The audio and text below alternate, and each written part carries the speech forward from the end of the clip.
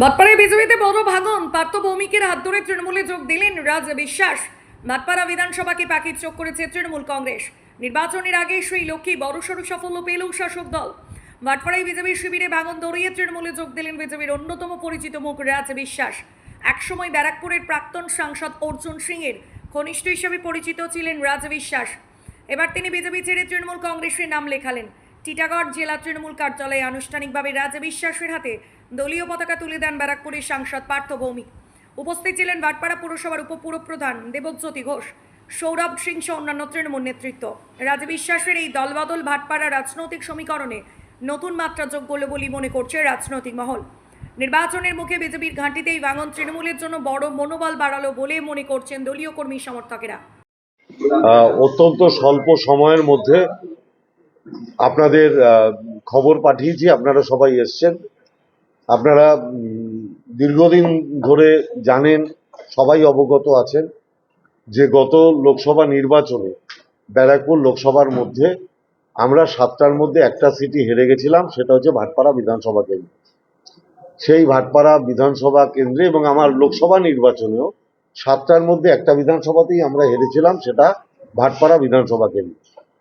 সেই ভাটপাড়া বিধানসভা কেন্দ্রে বিজেপির জয়ের যারা কাণ্ডারি ছিলেন তাদের মধ্যে অন্যতম রাজ বিশ্বাস আজকে এই 2026-এর নির্বাচনের প্রাক্কালে মমতা ব্যানার্জিকে চতুর্থবার মুখ্যমন্ত্রী করার লক্ষ্যে এবং বহিরাগত এই যে অপসংস্কৃতি এবং নির্বাচন কমিশনের এই হিটলারগিরি, তার বিরুদ্ধে প্রতিবাদ জানিয়ে আজকে ভারতীয় জনতা পার্টি ছেড়ে তৃণমূল কংগ্রেসে যোগদান করছে।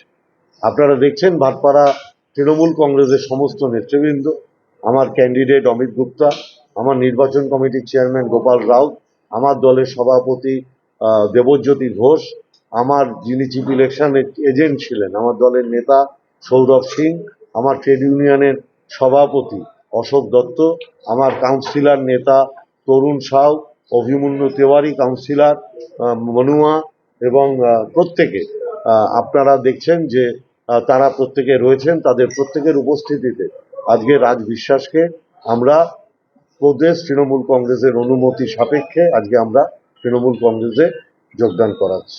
প্রচুর মানুষ 10 নম্বর ওয়ার্ড, 15 নম্বর ওয়ার্ড, ওই পার্শ্ববর্তী এলাকায় আমরা লাভবান হব, এটুকু আমরা বলতে। পুনরুদ্ধার করাটা মানুষের উপর নির্ভর করে। আর মমতা ব্যানার্জি বারংবার বলেন, আমার মাথা নত করে দাও হে প্রভু তোমার চরণ তলে। আমরা কখনো বলি না আমরা জিতবো, আমরা বলি মানুষ যদি চায় তাহলে আমরা জিতবো। আমরা মানুষের উপর আস্থাশীল, মানুষের উপরে শ্রদ্ধাশীল। আমরা মানুষের কাছে বিনীতভাবে এটা আবেদন করছি ভাটপাড়ায় যে আমাদের একবার একটা সুযোগ দিন। আপনারা ভাটপাড়ায় সেই 2001 সাল থেকে যে পরিবেশের মধ্যে আছেন, যে পারিবারিক অত্যাচারের মধ্যে আছেন, ভাটপাড়াকে তার থেকে একবার অন্তত মুক্ত করুন। বিজেপি পার্টি আমি দেখছি যে কি বলে নাম, মানে আস্তে আস্তে দেখছি বিজেপিতে টাকা পয়সা নিয়ে পোস্ট পদ, তারপরে হচ্ছে কি বলে নাম বাইরের যে স্টেটের লোকদের উপরে বেশি বিশ্বাসী। আমাদের পশ্চিমবঙ্গে অনেক ভালো ভালো উচ্চ নেতৃত্ব আছে, কিন্তু তাদের উপরে কোনো দায়িত্ব না দিয়ে বাইরে থেকে যারা আসে তাদেরকে দিয়ে পশ্চিমবঙ্গে চাইছে ভোট করাতে। এইভাবে পশ্চিমবঙ্গ কোনোদিনই জেতা যাবে না। পশ্চিমবঙ্গে যেভাবে লক্ষ্মী ভাণ্ডার, তারপরে যুবসাথী যেভাবে চলছে, ওইতে আমাদের পশ্চিমবঙ্গে চতুর্থবারের জন্য মাননীয় মুখ্যমন্ত্রী মমতা ব্যানার্জি সরকার হতে চলেছে।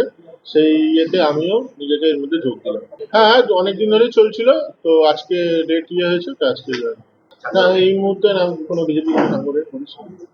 সেটা ভাটপাড়ার মানুষ জানে যে রাজ বিশ্বাস গোলঘর অঞ্চলে বিজেপির জয়ের পিছনে অন্যতম কাণ্ডারি ছিল।